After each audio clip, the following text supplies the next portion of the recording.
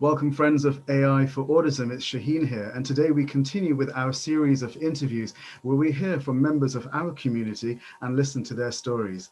We have a wonderful guest with us today. Sherel is a people's coordinator based and working in London. Sherel also has two sons, one of whom is autistic, and today we'll be hearing her story and we'll get a chance to learn from her experience. So please welcome Sherel. Hi Sherel. Hi, Shaheen. Thank you for having me. Thank you very much for joining us. Sherel, we'll jump straight into it. Could you tell us a little bit about your son, how old he was when he was diagnosed as autistic? With Kai, what I was first told uh, when he was in year two by a teacher. So I went to a parents' meeting, and his teacher at the time mentioned that she believed that he is on the spectrum. And it wasn't until he was in year five that he officially got his diagnosis confirming that he was on the spectrum and autistic. Amazing. And could you tell us about the process as well, what the diagnosis process was like? It was, well, from, you could tell from year two to year five, it was a very, very long process. Mm. I mean, it was in terms of the teachers, they were absolutely brilliant. The school was brilliant. They did all the forms, they sent everything out on time. It was on the other end, on the other receiving end, there was a bit of a wait because they didn't have enough assessors to uh, actually officially do the diagnosis. So I believe that's one of the reasons why it lagged for so long. So where he should have probably got his diagnosis within a year, it extended a lot further than that. Wow. Wow. Yeah. And what was the assessment process like? Was it a series of questionnaires? Did the assessors want to see him in person, how he interacts with other children, adults? What was it like? Yeah, so after the school done the assessment, they filled out the form, then they sent it off. Um, I had the first appointment where I sat down with one of the doctors. They asked me a series of questions because they believed that the form wasn't filled out correctly, or they didn't have enough information. Um, so they asked me another series of questions, which I answered, and then the doctor at the time said, "Yeah, I believe he is on the spectrum, and I will forward him to get an assessment."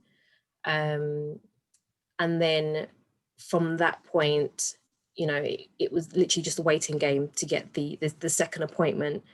When we did get the second appointment, which was in September 2019, we met with, so it was myself, my son, and his godmother. Mhm. We went to the appointment. They had my son in one room with two doctors, and myself, and his godmother was in another room with another doctor. So she asked me a series of questions, and in the other room where my son was, I believe they was asking him a series of questions, but I guess in a more playful way.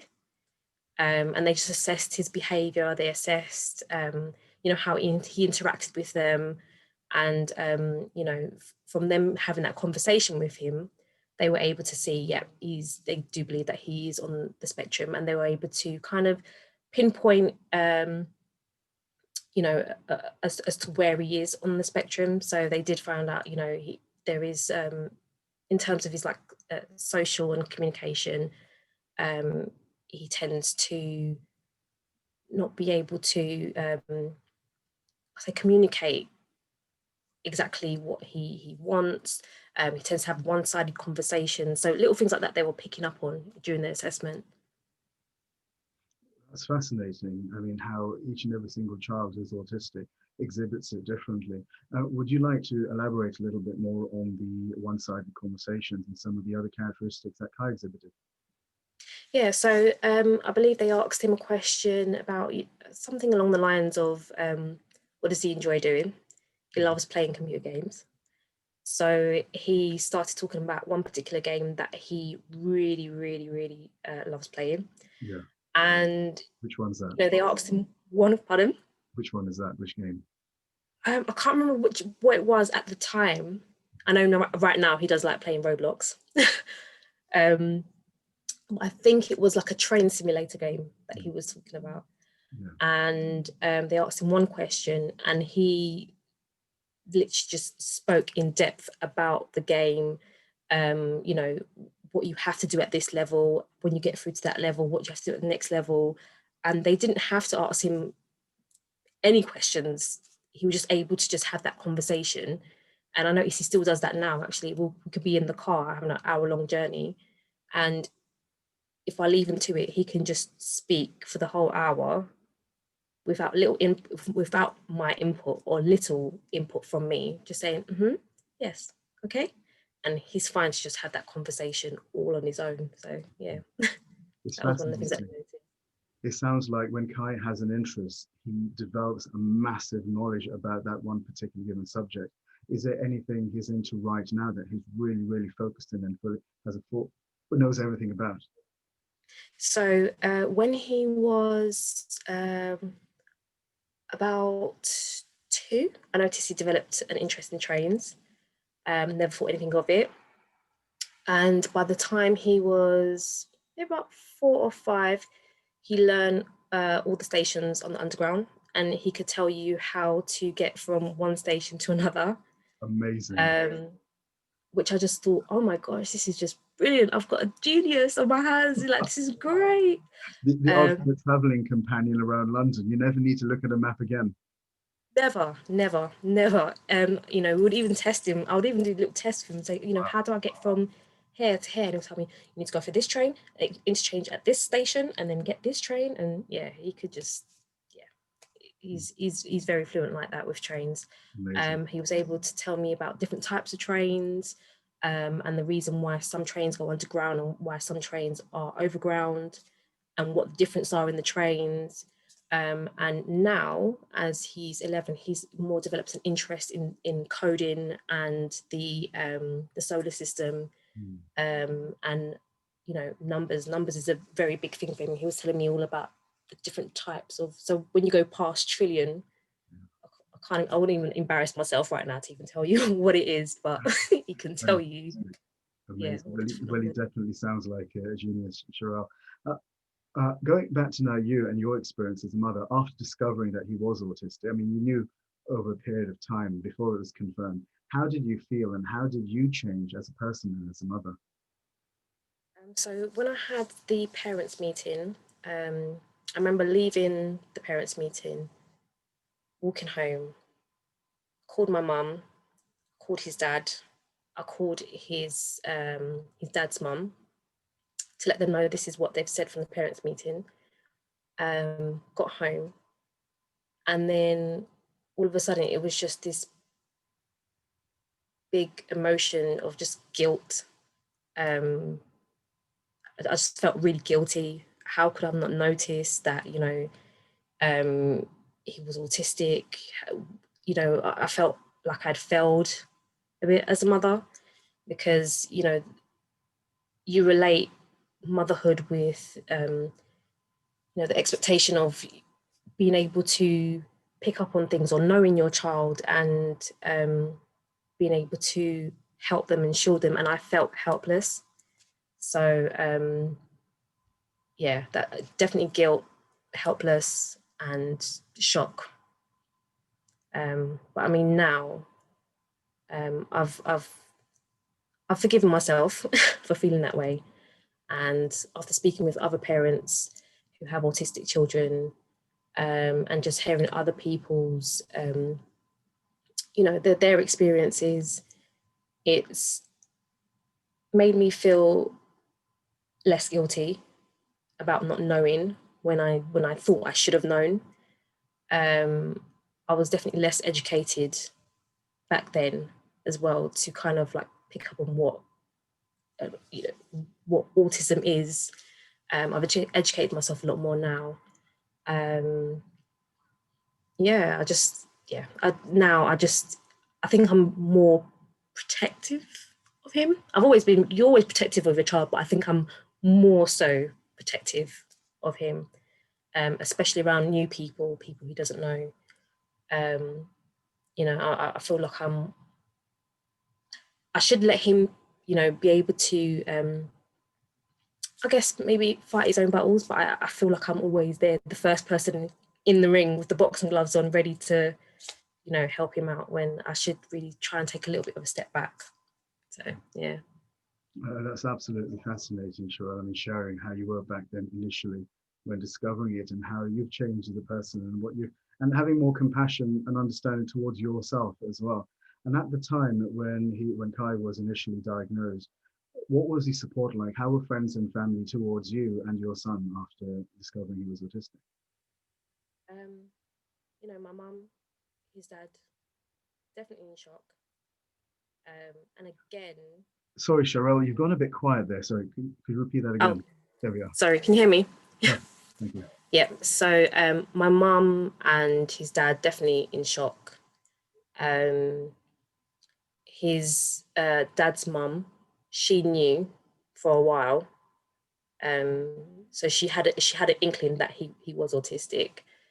I mean, friends and family, they were very supportive, um, very understanding. You know, his dad's side of the family, he's got like 4 uncles and 1 auntie, and they've all got children.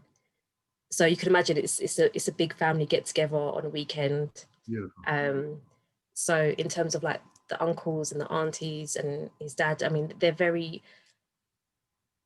observant of him, and they are very accepting of him, and they know that, you know, if he needs to be corrected, there's a certain way to correct him. They don't put him in the same, I guess, category or boat as the other children. His cousins as well are very accepting of him as well, and they all understand his condition. And yeah, everybody just plays their part to be as supportive as they can to him, because it's new for us all, and it's definitely new for him. So yeah. That's really wonderful to hear that, Sherelle. And growing up, what were some of the challenges that you faced as Kai got older? Um, the meltdowns. So learning how to deal with the meltdowns. I think from when he was in year 2, I probably only experienced one meltdown, but I didn't know what that was. I just thought it was, you know, just a child, you know, just having a bit of a tough time, not really understanding where they kind of stemmed from, and having to understand, okay, well, these are his triggers, and just trying to adapt to that. That was a very big challenge. Um, and just adapting, you know, forever adapting. Everything was always new. It was always a new situation. I mean, you could have very similar situations, but it was quite different. Um, so, for example, when I mean that, you know, he could have a meltdown over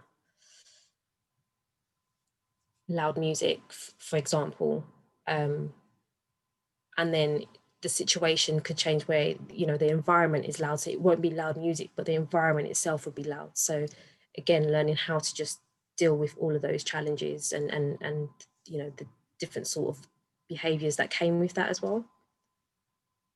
Hmm. That's fascinating, because one of the questions I wanted to ask you was about Kai's sensory sensitivity issues. You mentioned loud music.